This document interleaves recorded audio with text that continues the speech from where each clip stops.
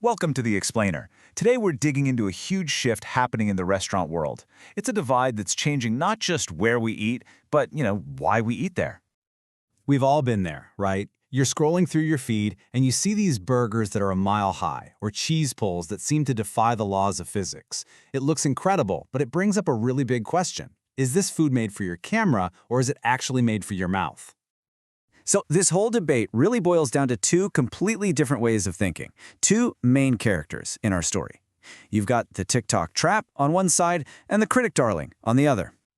Okay, first up, the TikTok trap. You know these places. Their whole business model is pure spectacle. They're literally engineered to create moments you can't help but film. We're talking sparklers in your dessert, gold leaf on everything, a waterfall of cheese on your fries.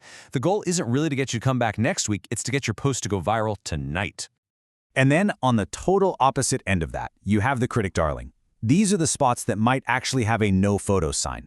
They couldn't care less about Yelp, and they are definitely not sliding into influencers' DMs. Their entire focus is on the food, the service, the experience in the room, and that's what earns them those amazing reviews from critics and a loyal following of locals who keep coming back. So when you really break it down, you can see this massive split right in their DNA. The TikTok trap is built for the gram, and success is all about likes and shares. The critic darling, on the other hand, is built for the gut. It's all about amazing, consistent food, and success is measured by great reviews and, maybe most importantly, repeat customers. But, this isn't just some theory we're talking about. This tension is actually boiling over in the real world, and it's creating some very public and, frankly, some very messy fights. Just look at what's been happening. Over in San Francisco, a chef actually resigned because of an influencer's review. In London, the famous Borough Market started getting really strict about filming. And another top bistro is now known for basically blacklisting influencers who ask for free stuff. The battle lines are definitely being drawn. Yeah, that whole hamburger project thing, wow. That really became a flashpoint. So a chef quits his job after an influencer gives his food a 7.2 out of 10. She called it lukewarm, but that one review set off this huge online firestorm and just showed everyone how shaky this whole relationship between chefs and creators can be. And it forced the entire food industry to start asking this question out loud. When an influencer posts a review, are they a food critic with a deep knowledge of technique and flavor, or are they an entertainer creating content? Suddenly, that distinction became incredibly important. Okay, so let's name some names. Let's look at a few of the most famous restaurants that are probably all over your social media feeds, but, well, they might not live up to the hype once you actually sit down to eat. I mean, you have to start with Salt Bae, right? The entire concept, the entire restaurant, is built around one single viral moment, that theatrical tableside salt sprinkle on a ridiculously expensive, gold-covered steak. It's pure performance. But here's the wild part. While the videos get millions of views, professional food critics have been absolutely brutal.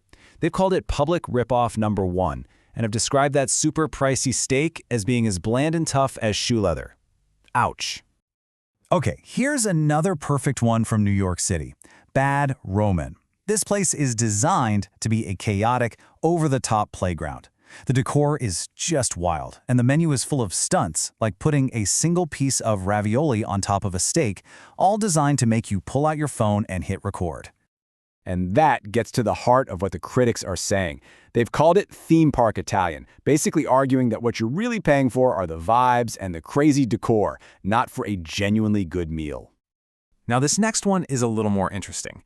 Lafayette Bakery in New York went viral for its supreme croissant. And unlike the other places, the product itself isn't really the issue here.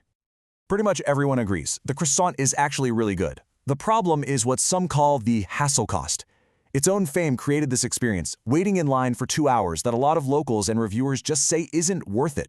It kind of became a victim of its own success. All right, so if those are the traps to look out for, where are the real deals? Let's talk about the hidden gems, the places an influencer might walk right past, but that food critics absolutely rave about. Okay, take a place like Lahore Kebab House in London. It has everything an influencer hates. We're talking harsh fluorescent lights, simple plastic chairs, and a loud, chaotic room. It has zero Instagram appeal. And yet, top critics call it a legendary institution that serves some of the best lamb chops in the entire city. It survives purely on taste. Or what about Emilio's Ballato in New York? You can't get a reservation, they're not doing any trendy dishes, and there are absolutely no marketing gimmicks. While influencers might go to its flashier rivals, locals and critics love this place, calling it the honest alternative that gives you amazing comfort food without all the pretense. And this is a perfect example. Edith's in Brooklyn. It's just a simple sandwich counter. It doesn't look luxurious or fancy, but the food is described as complex and nostalgic, and it punches way, way above its weight. It's a true neighborhood gem that delivers more flavor than some multi-million-dollar restaurants. So, after seeing both sides of this whole thing, what does it all mean for you when you're just trying to figure out where to spend your money on a good meal?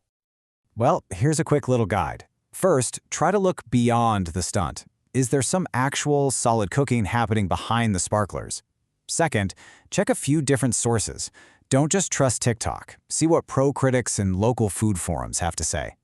Third, just ask yourself that core question. Is this place built for a photo or is it built for flavor? And finally, learn to trust the anti-aesthetic. Sometimes the best food in the world is found in the places with the worst lighting. Because really, at the end of the day, it all comes down to this simple choice. Every time we decide where to eat, we're casting a vote. So what's more important to you? The photo you're going to post or the meal you're actually going to remember? It's a choice that we're all making, one meal at a time.